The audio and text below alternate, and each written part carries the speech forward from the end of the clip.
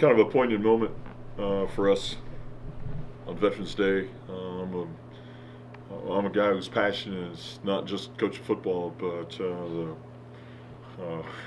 I don't know, a semi-professional look at the efforts of our military servicemen and women. And I'm just real proud to be in a country where a volunteer force now carries the weight of security worldwide. And I'm real proud of all of our men and women in all the branches of service and wish them the very best. Questions? How has this week of practice been? It's been good. Practice has been okay. Been a little muted, but and we're a little tired. Both sides of the ball played 99 reps on Saturday night, and it took quite a bit out of us. In fact, one time during the ball game, I looked up at the press box, and I went, "God, only 5 minutes and 37 seconds left to go." And then I realized that's actual time of the day.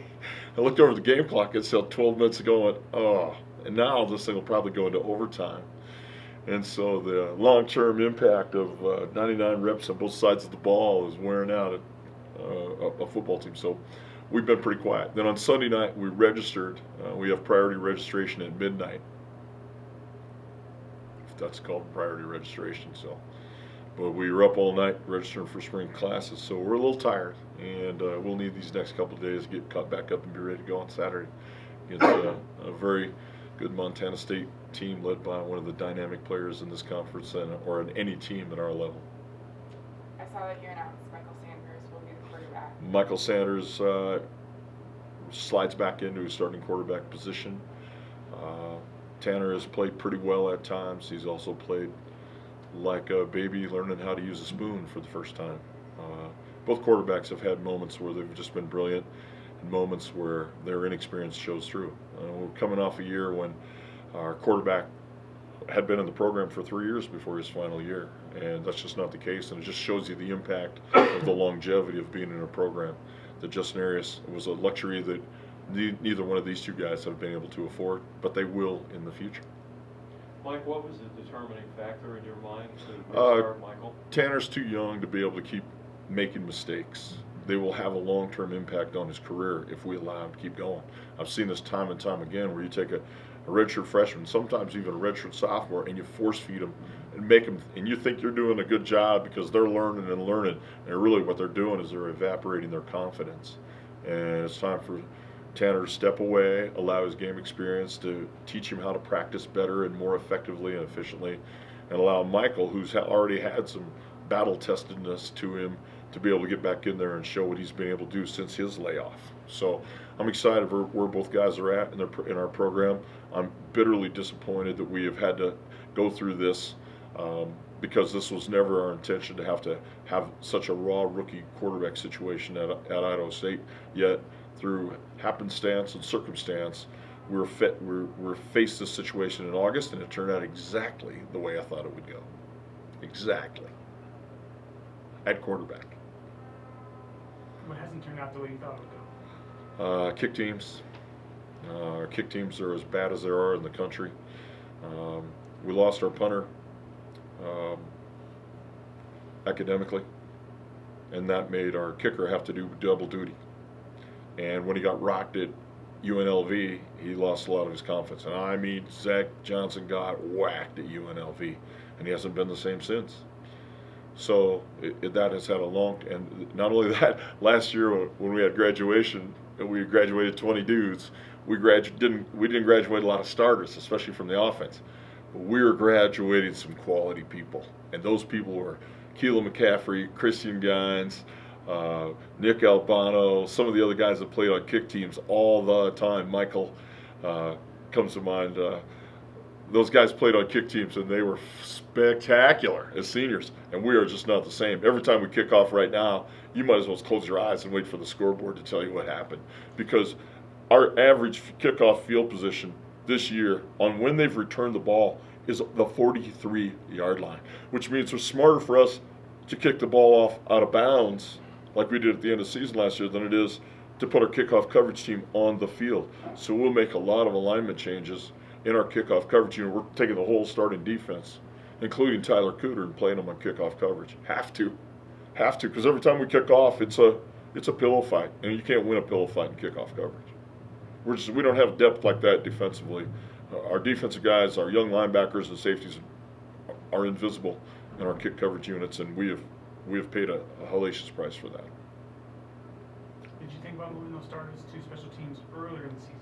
Yeah, but then they were starting to become unavailable. We lost C.J. Langlow for a long period of time, and after his performance on Saturday, now you know what we lost.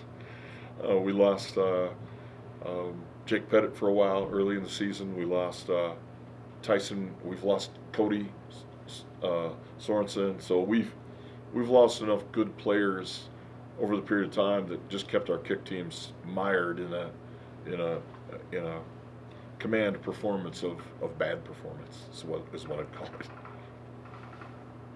Does it somehow, though, Mike, going through the struggles that you've gone through this year as a team, does that at least give some experience, or going through the process like for next year or for future? If you're referring specifically, Mark, just to kick teams, I'd say not. I don't see it. I don't see it. There's young linebackers that are playing those kick teams that aren't playing very well, and they're not getting better. And there's some young linebackers that are down on scout team with me, and I don't see them being able to be effective for us next year's kick teams. This is a recruiting issue for us. We addressed it a couple of years ago by signing 4 junior college linebackers, and those guys, P.J. Grimeau, Eric Nelson, 2 other guys, they played all the time on kick teams, and it really added to a kick teams unit that needed that soldiering to help us become better, and that's why we were so proficient last year on kick teams as opposed to this season. In fact, speaking of kick teams, there's a lot of angst on what happened to us on our PAT field goal team. My answer to that is, when was the last time you saw us line up to kick a meaningful field goal? And the answer to that is, not in my career here. No, not in 5 years of games have we kicked a field goal to decide the game. Ever.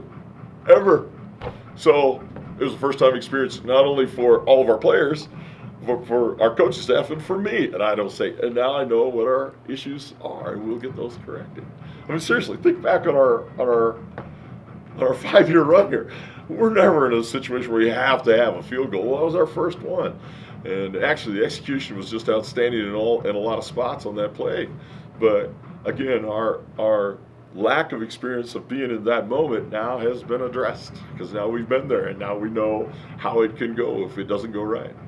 Mike, I've been just trying to think of a game that ever ended that way. Have you ever heard of a game? Michigan State this year. Oh, the punt. Weber State, Eastern Washington. Weber State kicker kicks 5 field goals and misses 1 at the buzzer. And Weber State beats Eastern. Eastern's out of the playoffs, and Weber's still in the hunt for the title. Well, I kind of meant, though, with the bad snap. It's all the same, though, Mark. It's all the same. Whether it's a bad snap, a bad hold, a bad kick, it all equates to too much bad. And that's why we always, our primary slogan, we got a lot of slogans, some which you can't really repeat. But one of them is that kicking field goals ain't winning games. Well, it's bad English, but it's really the truth. In college, kicking field goals is not winning games. And we have to settle for field goals that feels like a turnover, whether we make the field goal attempt or not. And we also say to our defense, force them into a field goal, it's the same as a turnover. Plus, we get a block in the game, a field goal block in the game from Tyler Cooter, one of the great plays, one of the unsung plays of the game. It's one of those plays in which everything is possible on a field goal that can go wrong, whereas if you score a touchdown, not only you got points on the board, but now you're tacking it on. Forced us, the missed PAT in the second quarter came all the way back to be Lizzie Borden's mom. It was just the ghost in the room. It was the ghost that rode with us the whole time. And it was an unforced error. And when you start talking about unforced errors, and we go into tennis parlance, and I'm a guy that owns a tennis racket. I do. I use it for getting butterflies. But we lost service a couple times in the game, and the biggest time was in the third down play in the third quarter. And I tried to allude to it when we were in here on Saturday. what a boneheaded call by Mike Kramer on 3rd down and 1 after we'd run the ball twice to get to 3rd down and 1. We ran a slant, and the ball went to Brock, and it hit him, but he didn't catch it. And he couldn't get his hands extended to the ball. Should have run the ball at that time. So boneheaded by us to miss a field goal. Boneheaded by our head coach to go for it or throw a pass on 3rd down 1. When previously, even on 4th down and 6, we had run the ball trying to get a first down. So a lot of things being learned here. Still, it's an ongoing process at Idaho State. We're trying to assuage 50 years of god awfulness, and I mean GAWD awfulness in a shorter period of time than we've had. So again, it's great. Now we've been in the moment to kick a field goal to win a game. We failed, but why did we fail, and how can we prevent it? Those are all issues that are related to game performance. How does your team respond this next game after losing in such dramatic I've been fashion? asked that question a couple times today. My answer is I won't know till 2:35 on Saturday, and that's why you buy a ticket. I have no idea. We have picked ourselves up by the bootstraps so many times in this program. I have no doubt that we'll be fired up and ready to play against a Montana State team that's really in a position where they didn't want to have to be, and they are. And we'll see how they respond to how we respond. So a lot of great drama against by two teams that are falling way off the table in terms of what the postseason was supposed to be about for either team. Is there a legitimate concern that there is a possible hangover effect from the Montana?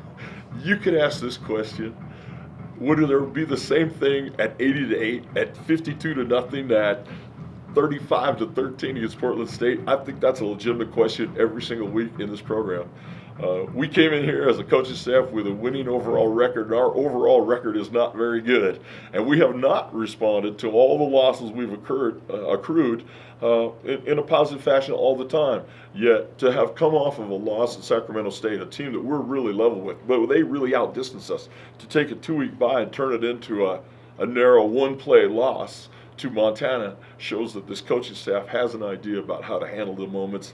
I think we're mature enough to see how we can make this make our performance better on Saturday and make the plays that we did not make on Saturday. And what were some of those plays? The play by Ben Roberts on the fumble at the end of Montana's possession in overtime was the only thing that prevented Hayden Stout from going 97 yards. If Ben Roberts doesn't hustle on that play and make a tackle, Hayden scores and there is no field goal. When Brock Malcolm got tackled on the slant at midfield and slid off the guy's body, only Lebsock from the far side of the field, hustling, got over and jumped on his back. Otherwise, Brock springs to his feet and he's out. So those are the plays that we need to make by out-hustling our opponent. And individually, we got out-hustled on just a couple plays of almost 197 reps. But those plays are the difference. So you never know when you're going to be that guy. And that's why your willpower to succeed has got to be evident on every single rep. We're talking a lot about willpower this week. Mike, when you look at Montana State, a team that was picked high in the preseason, looks like they have a terrific offense. I think they're leading the Big Sky in points per game and in average yards per game. What has been the issues with them that you've seen? Well, offensively, they have a terrific offense because Dakota's so good with the ball in his hands. He's good run or pass, and he's awesome throwing the ball in an unconventional manner. When he has to stand and throw, he's not great, but when he's throwing on the move, he's as good as anybody I've seen since Vernon Adams a long time ago. I mean, he can really, really move the ball, twist his upper body in an oblique angle, and deliver the ball accurately on the move as well as anybody that's been in this conference. And he can run fast for first downs because he's a former high hurdler. I mean, he's flying with those long strides. So he alone is just a tremendous, tremendous asset to what Montana State's trying to be. Defensively, they're just not as good. They're just not as good at every single position. And they don't have Dane Fletcher. They don't have a score of the older big nail kids playing like they played in years past. They just don't. And it's just a matter of personnel for them. They went to a different scheme. They've gone back to their old scheme. They're trying to fit into their own skin a little bit, and they don't have as much confidence as they've had in the past. And defensively, people have caught up to what they were trying to do. Can you try and take advantage of offensively? Well, we can't attack anybody until we cure our own ills of turning the ball over offensively. I mean, my gosh. And again, we go back to that tennis parlance about how we play quarterback here. Unforced errors. Gee, me. You throw a touchdown in the end zone, you probably didn't go through your read progression. You throw an interception on a throw down the middle late in the ball game, you probably didn't go through your read progression. And you try to be creative and dance out of the pocket and throw to an awkward pass to a tight end who tries to make a play. And tight ends are not built to make plays, catches at shoe top level. And the tight end lifts the ball up into the arms of a waiting defensive player. And those are three unforced errors at one position that we can't survive. So again, it's not about MSU's defense. It's about how we play at quarterback, and how we play at quarterback is only one element to it. It's his thought progression per play, and it has to not be in error. Otherwise, the plane crashes. I mean, I want my pilot to do it right every time. Every time. I don't want to have one time, okay, well, I just didn't quite get it right. And, we dropped a wing here or there. People die. So I want our quarterbacks to think like pilots. You have to go through your progression in a systematic, mathematical way, and your brain's got to click, and it's got to go fast. And right now, what happens is we get maybe one click or a miss a click, and we're done. We're panicked. Tanner ran too much last week. There's no way he should have had a run like that. And yeah, we cut him loose a couple times. We're a little inexperienced in our offensive front, but he can't cut him loose. He's got to stand in there and go through his progressions and snap the ball out. Hopefully Michael will be able to have learned from watching himself and Tanner be a little slow in their delivery, and his brain will click.